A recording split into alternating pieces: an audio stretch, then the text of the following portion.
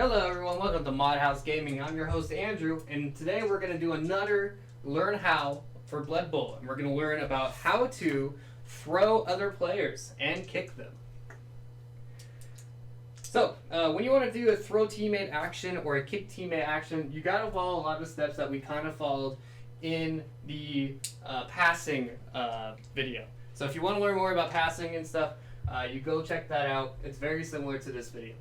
So you want to throw a teammate. You want to have your troll throw that goblin, or you want to have an ogre throw a halfling, or a tree throw a halfling.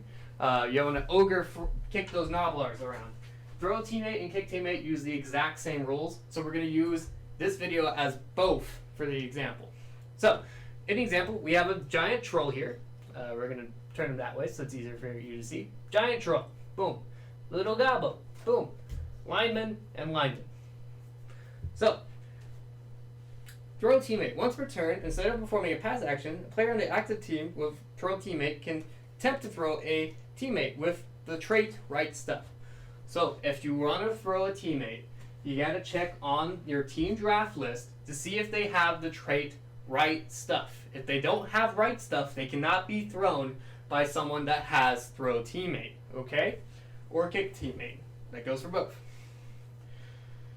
If the player is to be thrown and standing, they can attempt to land safely after being thrown. Basically, you do the same thing. We measure to see where they're getting thrown. 3 squares for quick throw and 6 squares for short throw. Remember, 1 to 3 is quick throw, 0 to 6 is short throw. So for example, we're going to have this troll throw this goblin at this lineman, because hilarious. So we got to count the squares. 1, 2, 3, 4, 5. There's 5 squares. Now, because there's 5 squares, it is a short throw. Remember, 4 to 5 squares is short throw. 1 to 3 is a quick throw. Okay. Good, good. Nice. Now we got to test for how good that troll is throwing.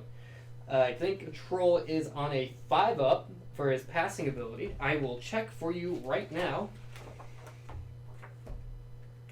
A trained troll has a 5-up passing ability. So if the player is attempting a quick throw, there is no modifier. But if he's doing a short throw, which we saw he is doing a short throw, it is a -1. You also provide another -1 for anyone next to him. Okay? So if the troll is trying to throw said goblin and he's being marked and it's a short throw, it's a -1 for the short throw, but also a -1 because he is tagged by the lineman. The lineman is in the troll's tackle zone. Okay? Good.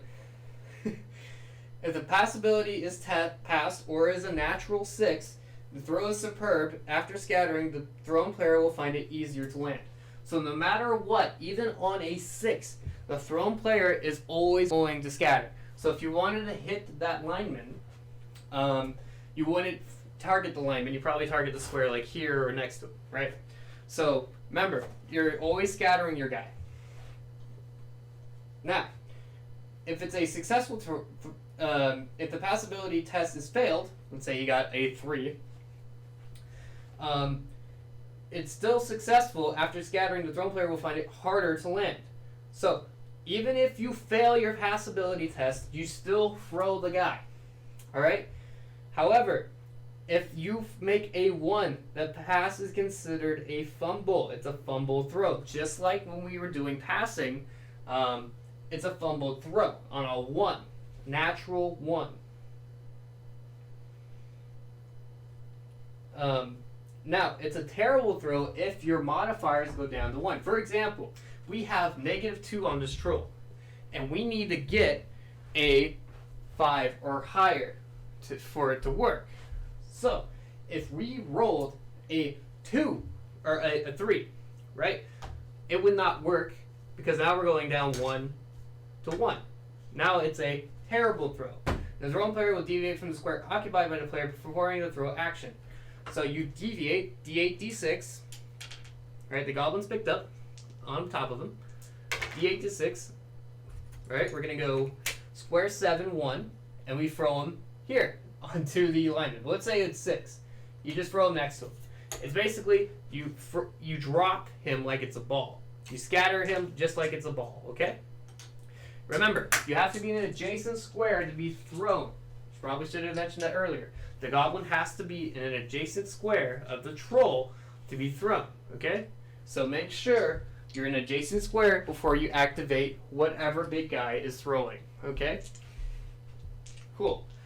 Now, fumble thrown in that one, it's the same thing except on a fumble throw, the active player performing it ends immediately. The player that was to be thrown is dropped and will bounce, and if they were a ball from square occupied by the player performing the action.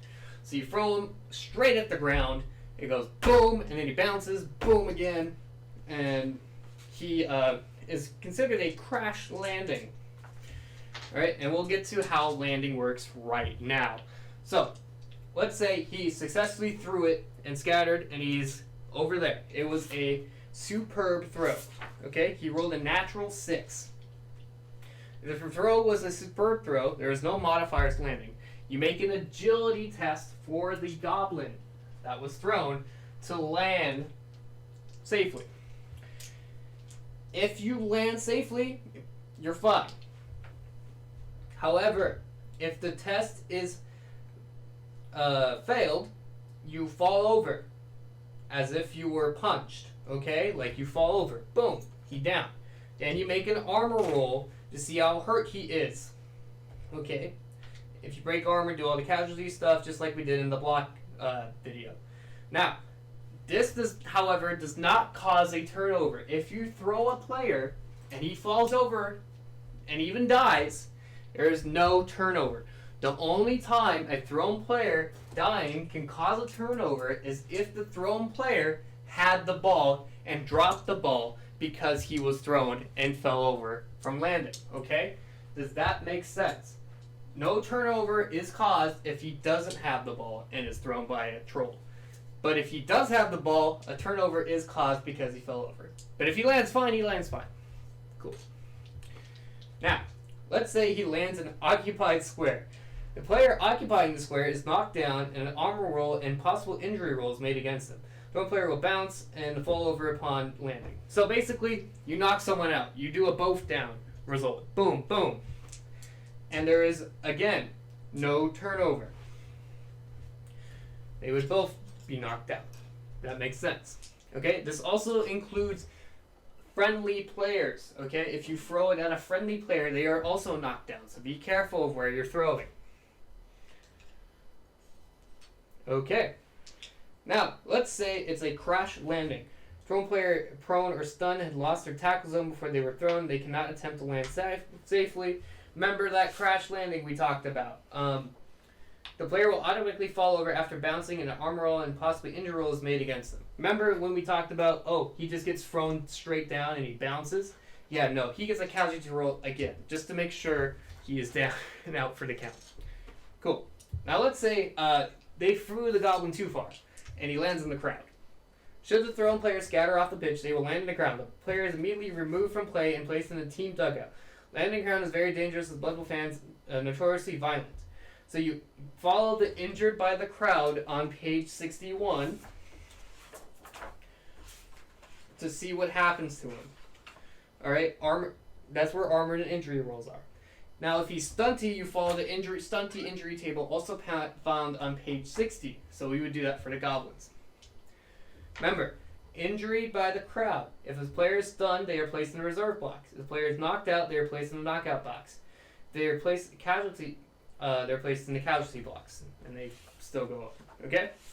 Easy peasy, lemon squeezy. That's how you throw players. Next up, we're going to do a video on how to push players out of bounds and how injured by the crowd works that way. We just did a little bit of look at it, but yeah, we're going to dive deeper into that and how to really injure someone. And then we'll go into more stuff. Alright, see you guys in the next one. Bye!